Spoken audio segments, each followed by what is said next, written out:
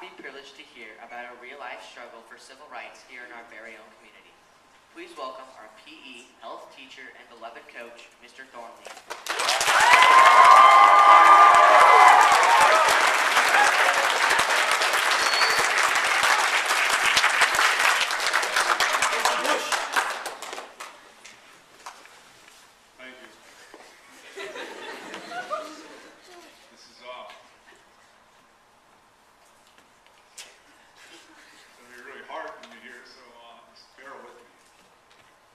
Somebody asked me if I was speaking this morning because I was black, and I told them probably that's one of the reasons.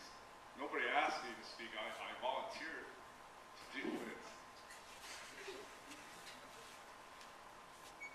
But that's not the reason. The reason is I see lots of things happen at this school that happened to me when I was growing up. I just want to share them with you.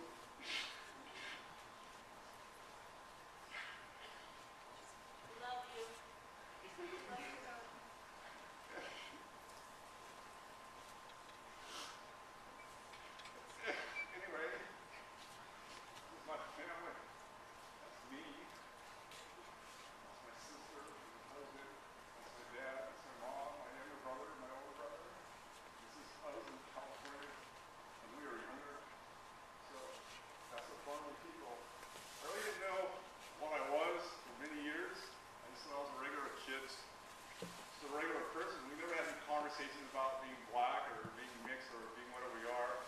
By the way, my mom's side comes from, basically they're black. My dad is Indian, and I think there's some Panamanian in there as well. We can move on. My mom, we never had a talk, never sat down and talked about anything about, being a minority. My mom she was quite the leader by example. She was like, we call it double minority. She was black and she was a woman. And she graduated from college the same year my sister graduated from high school. And she was really a hard worker and quite the inspiration that I had. She wrote a book, a couple of books. She became a head teacher at First School. She started group homes.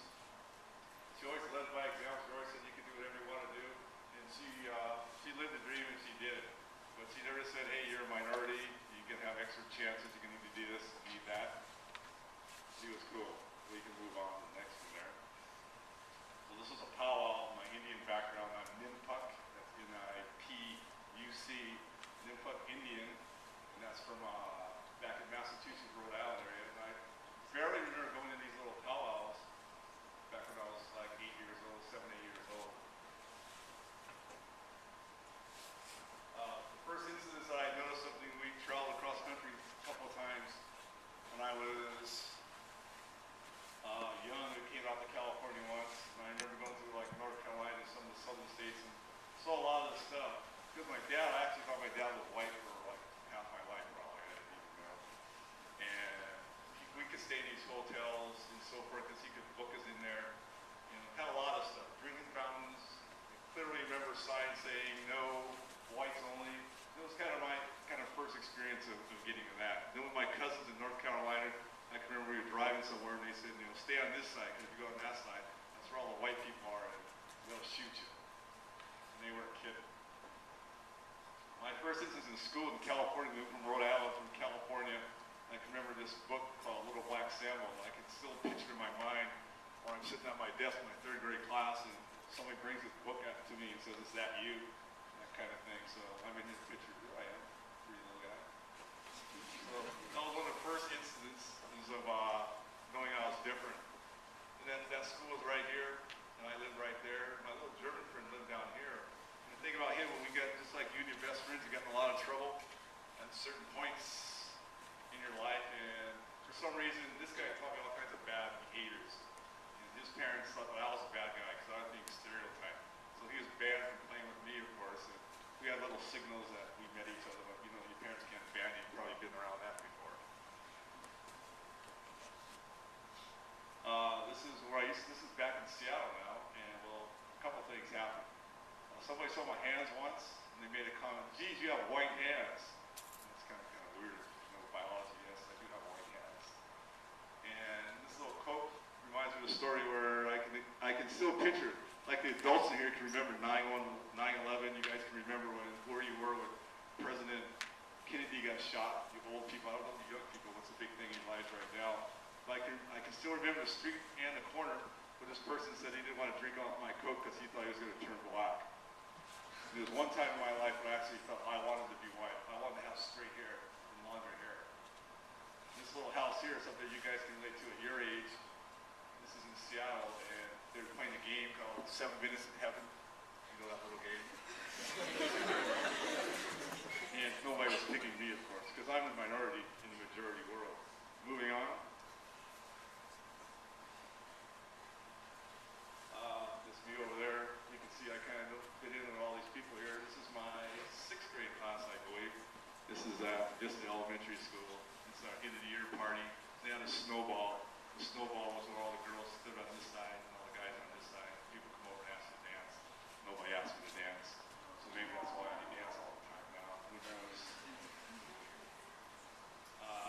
Another one of those distinct things I can remember in 1964 is I was in 7th grade.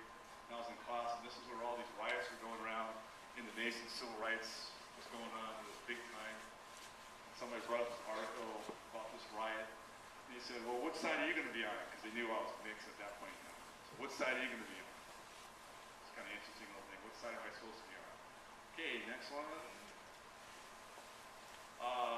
So one of the ways I cope with the situation, I think I would do my own psychology on it, is probably I cope by trying to get attention, trying to fit in, trying to be different than other people in more ways than I already was, just so I'd have a friend, so somebody would care, someone invite you to their house. You know, you're okay when you're telling a joke and you were funny, but if they had a party, they didn't invite you, then it was kind of a different kind of deal. This is one of my first incidents in Seattle. I was with my dad, and you saw my dad earlier, and we were at taco time, and I'm standing right next to him, and he takes the order, and then the guy looks at me and says, may I help you? Because he didn't know I was with my dad. And this is, I just took this picture for Illustrator Pictures. She's a really nice lady up at the market up there, you probably know her. But things like this happen all the time where I go to a line like this. This currently still happens these days. And somebody's nice and smiling, and then they see you in line next, and you get up there and have a big frown on their face. They just have these stereotypes because I'm dark, I'm about ready to rob them or something like that. So this occurs still today. People will change and cross the street, go to the other side of the street, and they see you coming. This is my first girlfriend. We had a relationship for about 8 years. This is the college years.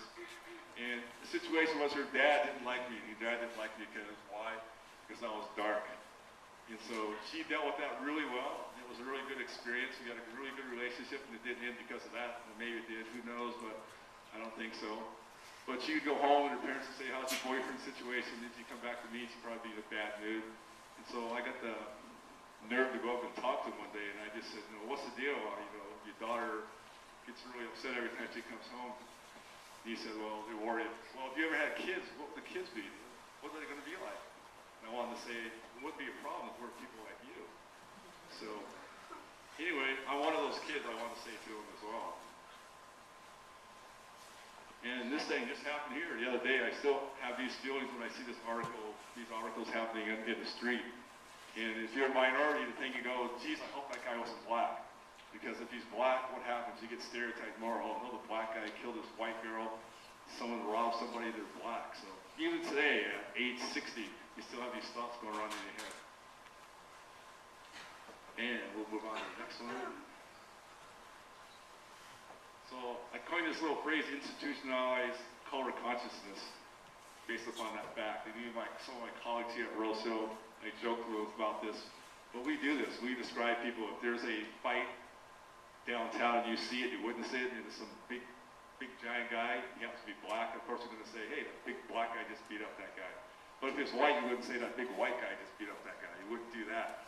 That's one of the things we have institutionalized. In my class just last year, we were talking about rape as a topic, and we were talking about characteristics of a rapist. Somebody said black, and then somebody else said, we talked about the victim, somebody said white. Those little stereotypes. Now, days have changed quite a bit from growing up. Things are much better nowadays, obviously, but we still have that little tone going on there. It's kind of going underground, but it's still there for some people. It's like I accept black people, but hey, my daughter's never going to marry a black person, even though they don't. It's just one of the things we have. Okay, I think we just have a couple more to go. And this is Kathy's family. This is Kathy, my current girlfriend of 22 years. And this is her family here. It's her dad, her mom, a couple of brothers, some kids. Big happy family. And her brother thought I was Hawaiian for many years. This is my older brother now. He made a trip. I haven't been back to Rhode Island in a long time. So this is my other side of the family. With all the cousins in there and nephews. This is my aunt. This is my mom's sister. Like I say, that's my younger brother. And this is my older brother in California, and my sister's in there somewhere with a bunch of kids, and this is a Thanksgiving reunion a couple years ago. So the things I've seen around here at Roosevelt Junior High School, or just in my life, things have got much better. People I've accepted. I don't have a problem. I don't wish I was white anymore. That hasn't happened in a while. So, but the thing is, and the message I want to leave with you is, treat everybody with respect. It's Martin Luther King weekend. We're all different. We all have different capabilities. We all look different. We do a lot of different things. But just treat people who they are, respect them, and we'll get along, and everything will be copacetic. So, thank you for your time.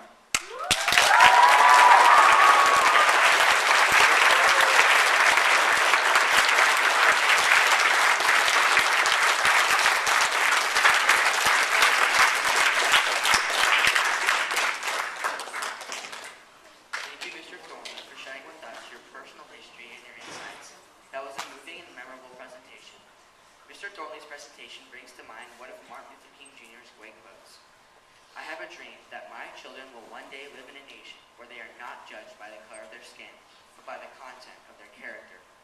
As we think about the way that we can make a difference in our world, please enjoy the following music montage by Reagan Colburn and Mauro Duas.